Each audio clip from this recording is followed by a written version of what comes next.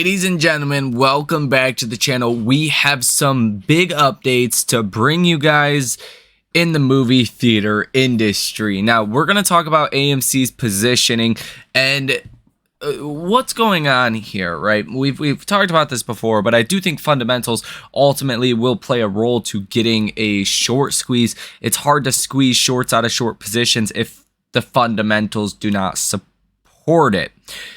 So you are getting some very good news. You are getting a debt ceiling update. We're getting a few new details on what is going to be in this proposal. Now, is it going to pass? I guess is the biggest question. And what does the markets do after the fact? We need to talk about it here in this video. Ladies and gentlemen, hit that like button and subscribe to the channel. Source your comments, questions, or concerns down below in the comment section. Let's first off start with The Little Mermaid surges at box office, bringing in $95.5 million. This was much better than the estimate, and it looks like this is going to be the 5th best Memorial Day weekend movie of all time.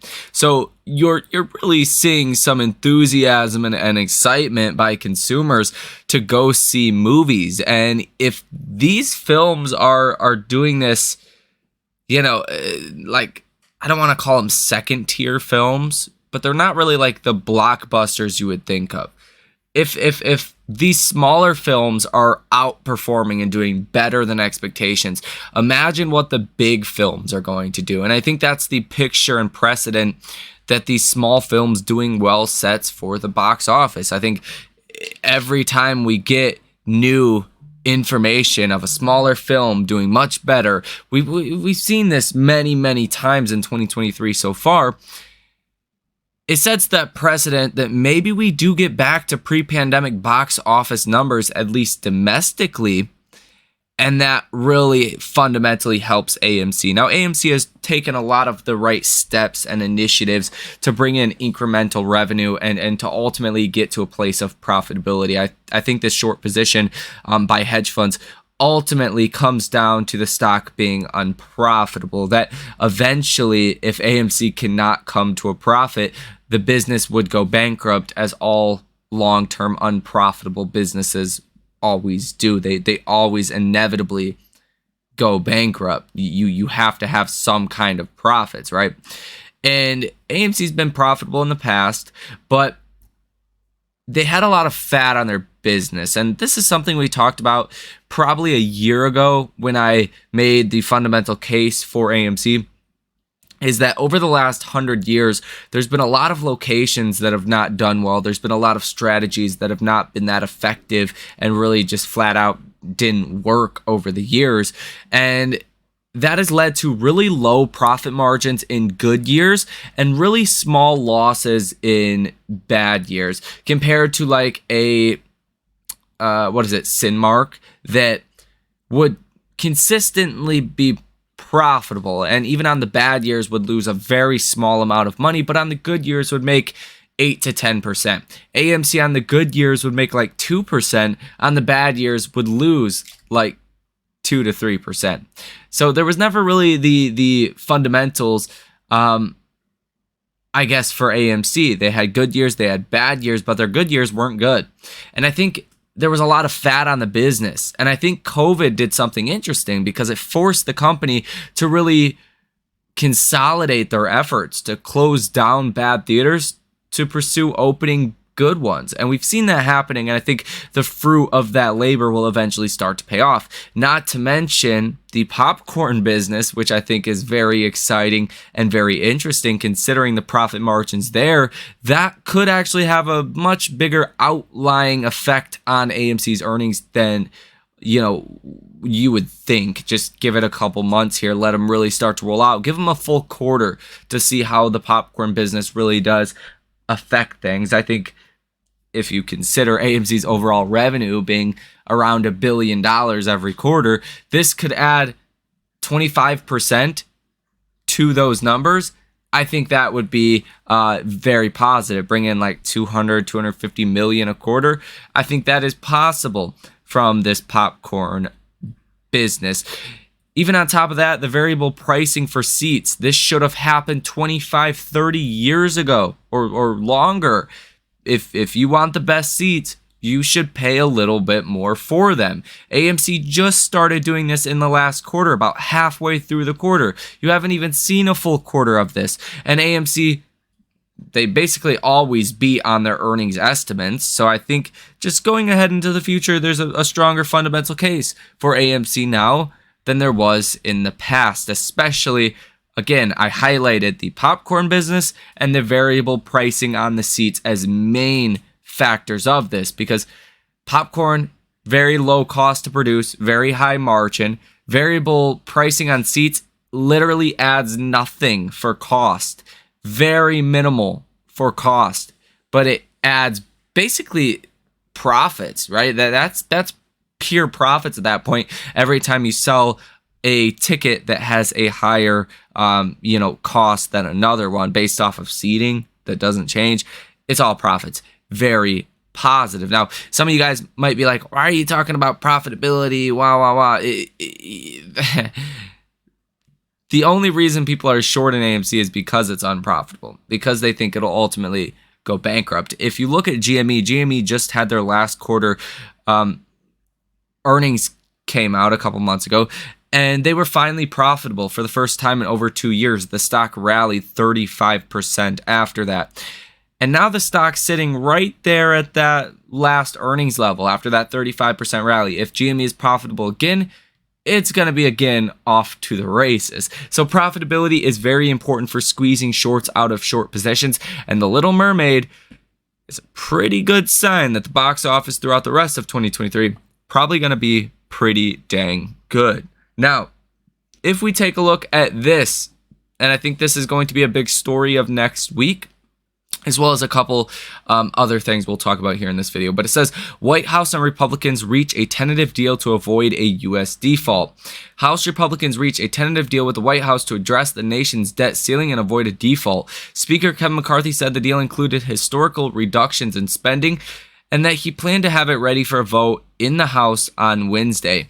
President Joe Biden said it would represent a compromise, which means not everyone gets what they want. But if you look at and I should say right here, it says, quote, we have come to an agreement in principle that we still have a lot of work to do, but I believe this is an agreement in principle that's worthy of the American people. If you take a look at Kevin McCarthy's Twitter, the Fiscal Responsibility Act stops Democrats' reckless spending, slows the growth of Washington, blocks $5 trillion in new taxes proposed by President Biden, claws back billions in unspent COVID funds, eliminates this year's funding for Biden's new army of IRS agents, fully funds critical programs for seniors, veterans, and America's national security. Obviously, this is not a full list of all these things. This bill is probably going to be hundreds of pages long, so we'll get new information, but this is what we are getting as of right now. I think the markets might actually love the fact with the taxation, they're blocking $5 trillion in new taxes proposed by Biden. And that could be a positive thing for the markets. Now, at the same time, less spending typically is not good for the economy, not good for the stock market, especially at a time where the economy seems to, be heading into a slowdown, seems to be going into a recession. If the government's not spending as much, people aren't spending as much, then you got a problem. The government's been stimulating this whole time, and that's a big reason why the markets have done remarkably well, stronger and better than what most people have thought the markets would be in 2023. Most people would have thought, if you asked them in 2022, what's 2023 going to look like? They would have already forecasted a crash. We're going into June, and you just haven't seen that crash. It's actually been a straight parabolic move in the NASDAQ. If this is the NASDAQ, guys, this looks like a damn meme stock, a momentum stock. This is most certainly in a bubble. Now, how long does the bubble last? That's up for debate. But the bubble for right now is certainly here. And that's not necessarily a good thing for, the shorts. Their collateral is becoming more expensive, higher value. It's not putting as much pressure on shorts, but I think that's kind of to our benefit at the same time. You know, as their collateral values do go higher, they get more concentrated into these names. And the rest of the markets are actually falling. The average stock has done very bad in 2023. If you were to pick out the top 5 or 10 stocks in the S&P 500 for 2023, the index is negative. And this is the breadth right here. We've talked about this, but the NASDAQ up here has been going straight up. It's been going higher.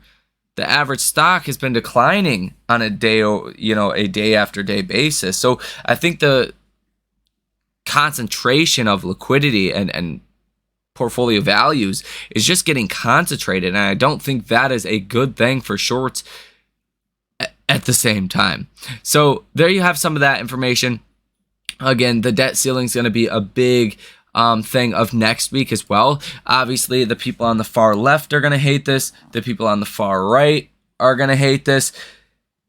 We need to see where the majority of people sit, if this is something that people can get behind. If it is, well, maybe we get a debt ceiling deal.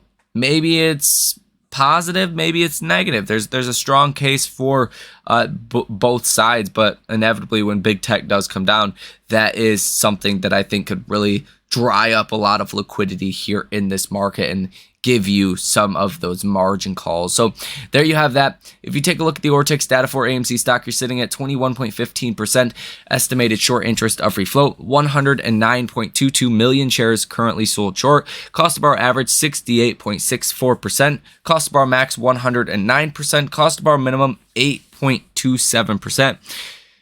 Interactive Brokers short availability has 500,000 shares currently available with a cost to borrow fee of 51.1%. So the cost to borrow fees are super high still. And I think obviously this is a problem for shorts. On top of that, the reverse gamma squeeze I think could really happen at any time AMC does rally from here.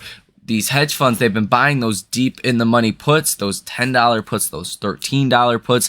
When AMC stock does catch a bounce from here, the market makers will be able to get rid of some of their short positions on AMC and to buy them back in a rapid fashion. So something else that I would watch for is that reverse gamma squeeze in the week ahead if the markets are bullish, and if you do see small and mid cap stocks actually start to rally. I think this box office news over this weekend could be, a catalyst or a reason for AMC stock to rally purely based off of fundamentals, guys. So that is going to do it here in this video. Hit that like button, subscribe to the channel, source your comments, questions, or concerns down below in the comment section. You guys have a great rest of your day. Happy Memorial Day or Memorial Day weekend, and I will see you in the next one.